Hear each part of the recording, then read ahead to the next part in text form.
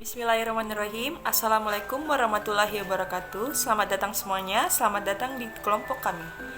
Baik, kita akan memulai presentasi dari kelompok kami, yaitu kelompok 2. Pertama-tama, yang terhormat kepada Bapak Insinyur Agunawan Eskom Mkom selaku dosen pada mata kuliah Sistem Informasi Manajemen, dan saya banggakan teman-teman yang sudah mempresentasikan hasil dari diskusi kami.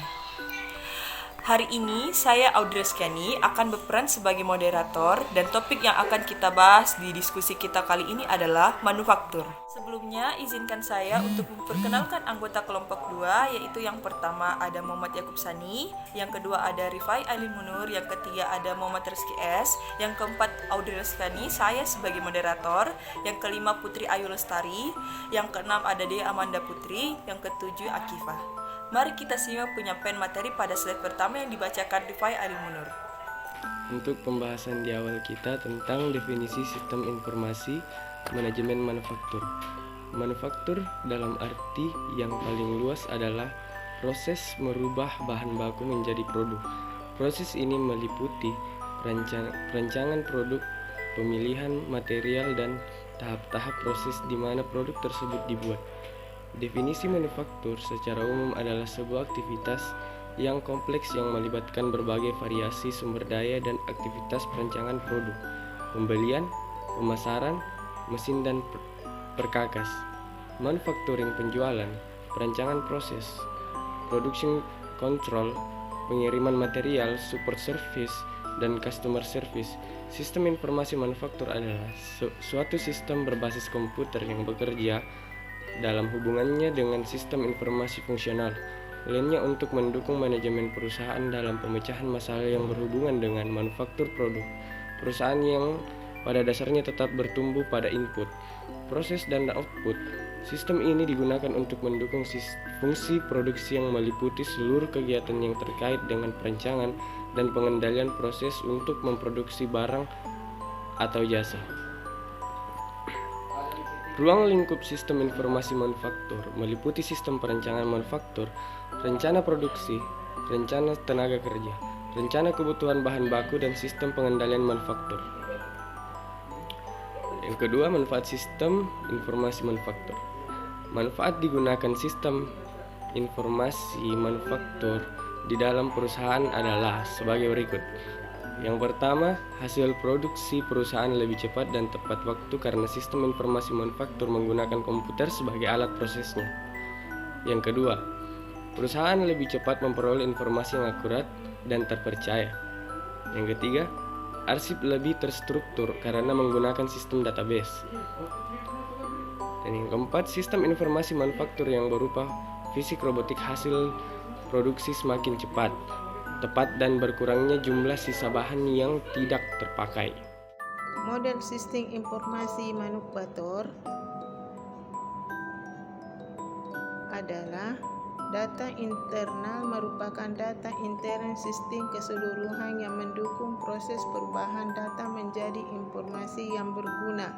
Data ini meliputi sumber daya manusia atau SDM, material, mesin, dan lain sebagainya yang mendukung proses secara keseluruhan seperti transportasi, spesifikasi, kualitas material, frekuensi, perawatan, dan lain-lain. Subsistem output adalah informasi yang dihasilkan dari hasil pengolahan data yang dapat dibagi menjadi 3 bagian, yaitu produksi, persediaan, dan kualitas, di mana ketiganya ini tidak meninggalkan unsur biaya yang terjadi di dalamnya. 1.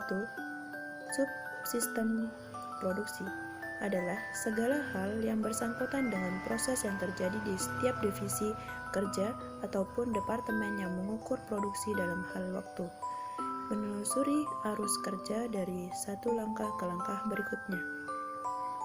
Kemudian yang kedua, subsistem persediaan.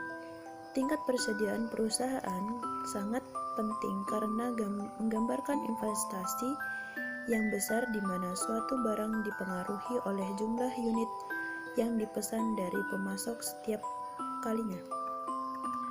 Dan tingkat persediaan rata-rata dapat diperkembangkan dari separuh kualitas pemesanan ditambah factory stock Subsistem persediaan memberikan jumlah stok biaya, holding, safety stock, dan lain-lain. Berdasarkan hasil pengolahan data dari input, biasanya memiliki proses pembelian atau purchasing dan penyimpanan atau inventory. Dan fungsi dari subsistem persediaan adalah mengukur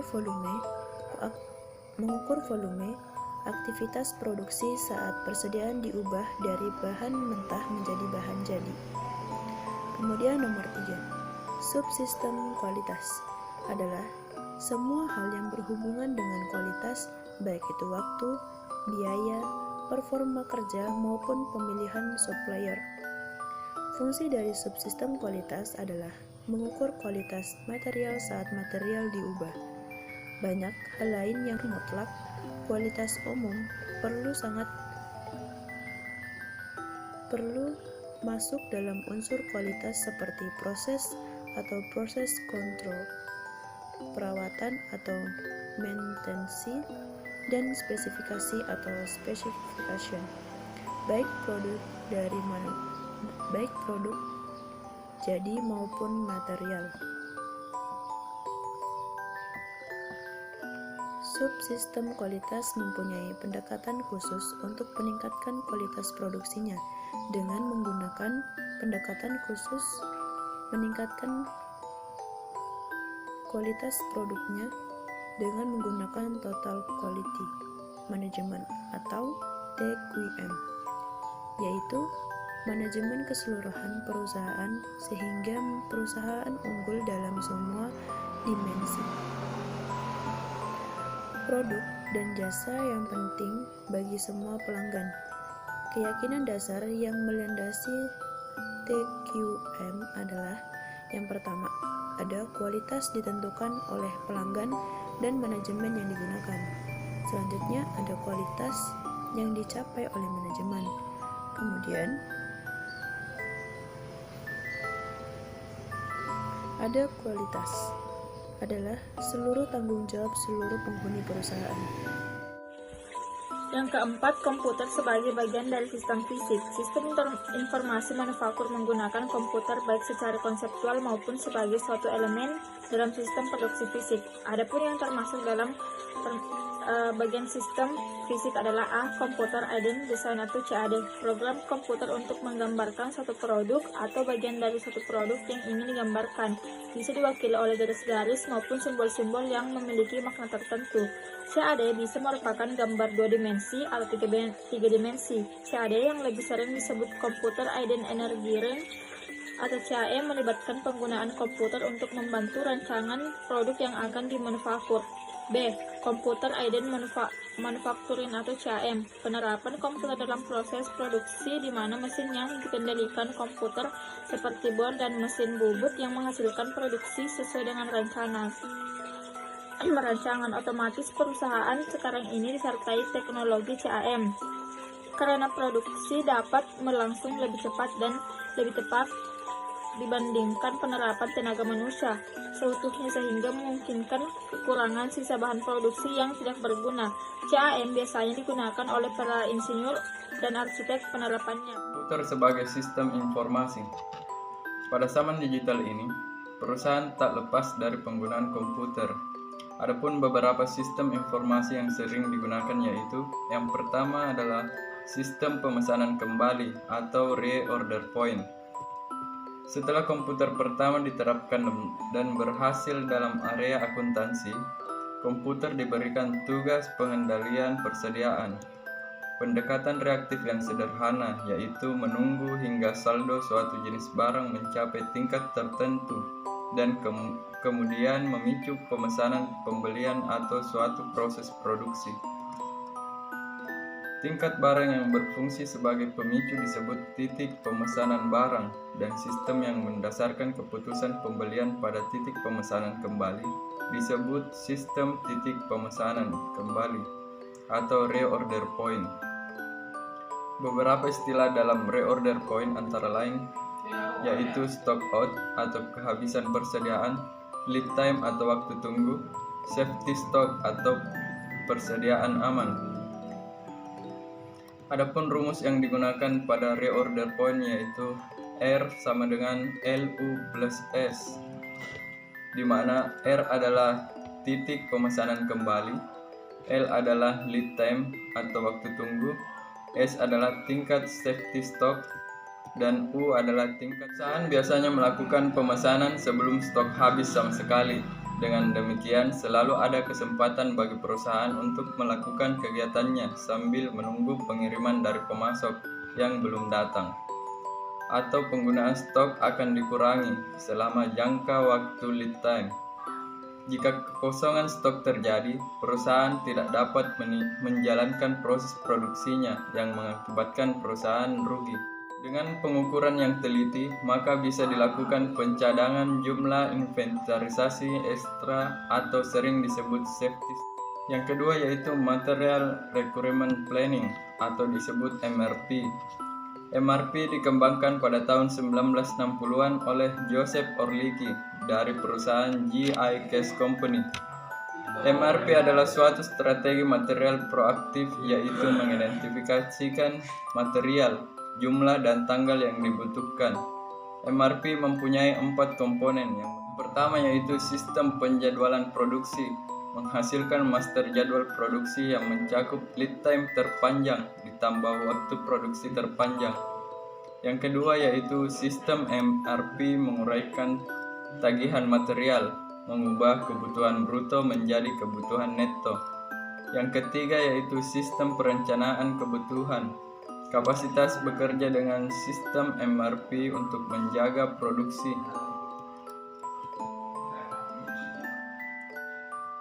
Yang keempat yaitu menghasilkan output, melaporkan dan merencanakan jadwal pemesanan. Selanjutnya, Manufacturing Resource Planning 2. MRP 2 mengintegrasikan semua proses di dalam manufaktur yang berhubungan dengan manajemen material. MRP 2 dikembangkan oleh Oliver White dan George Flosy. Adapun manfaat MRP 2 yaitu 1. Penggunaan sumber daya yang lebih efisien, mengurangi inventory, lebih sedikit waktu, lebih sedikit kemacetan. 2. Perencanaan prioritas lebih baik, memulai produksi lebih cepat dan jadwal lebih fleksibel. 3. Meningkatkan pelayanan pelanggan sesuai tanggal pengiriman, peningkatan kualitas, kemungkinan harga lebih rendah dan murah. 4. Meningkatkan moral dan semangat bekerja. 5. Informasi manajemen yang lebih baik. Implementasikan MRP 2 dapat mencapai harapan yang maksimal pada tingkat keberhasilan tergantung pada penampilan dalam 3 area.